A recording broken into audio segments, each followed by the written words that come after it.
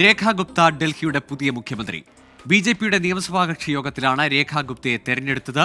പർവേഷ് വർമ്മ ഉപമുഖ്യമന്ത്രിയാകും.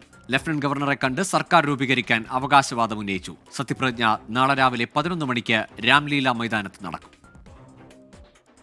11 ദിവസം നീണ്ട സസ്പെൻസിന് വിരാമം. ഇന്നുച്ചയ്ക്ക് പ്രധാനമന്ത്രി നരേന്ദ്രമോദിയുടെ അധ്യക്ഷതയിൽ ചേർന്ന പാർലമെന്ററി ബോർഡ് യോഗത്തിൽ രേഖ ഗുപ്തയെ മുഖ്യമന്ത്രിയായി തീരുമാനിച്ചു. വൈകിട്ട് 7:30 പാർട്ടി സംസ്ഥാനാസ്ഥാനത്ത് കേന്ദ്ര നിരീക്ഷകരായ രവിശങ്കർ പ്രസാദ്, ഓംപ്രകാശ് ധൻഖർ എന്നിവരുടെ സാന്നിധ്യത്തിൽ ചേർന്ന നിയമസഭാ കക്ഷി യോഗത്തിൽ പർവേഷ് വർമ്മയാണ് മുഖ്യമന്ത്രി സ്ഥാനത്തേക്ക് രേഖ ഗുപ്തയുടെ പേര് നിർദ്ദേശിച്ചത്. നിർദ്ദേശം ഏകകണ്ഠമായി അംഗീകരിച്ചു. രവിശങ്കർ പ്രസാദ് രേഖ ഗുപ്തയെ നേതാവായി തെരഞ്ഞെടുത്തതായി ഔപചാരികമായി പ്രഖ്യാപിച്ചു.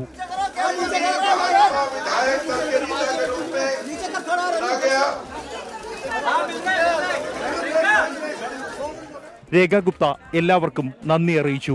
पूरी पार्टी के सभी कार्यकर्ताओं का जिनका आशीर्वाद आज मुझे यहाँ मिला.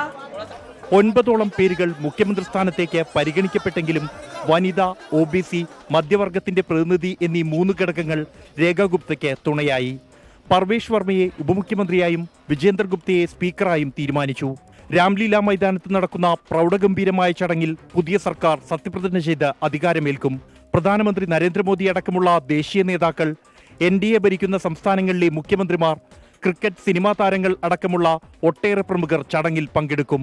സമൂഹത്തിന്റെ എല്ലാ മേഖലകളിൽ നിന്നുള്ളവരുടെയും സാന്നിധ്യം ചടങ്ങിൽ ഉറപ്പുവരുത്തുമെന്ന് സംസ്ഥാന BJP നേതൃത്വം അറിയിച്ചു. മുഖ്യമന്ത്രിയെ തീരുമാനിക്കാൻ വൈകിയത് സത്യപ്രതിജ്ഞാ ചടങ്ങ് പ്രൗഢഗംഭീരമാക്കുന്നതിലൂടെ മറികടക്കാൻ കഴിയും എന്ന വിശ്വാസത്തിലാണ് BJP. സത്യപ്രതിജ്ഞയ്ക്ക് പിന്നാലെ തന്നെ പല നിർണായക തീരുമാനങ്ങളും ഉണ്ടാകുമെന്നാണ് നേതൃത്വം വ്യക്തമാക്കുന്നത്.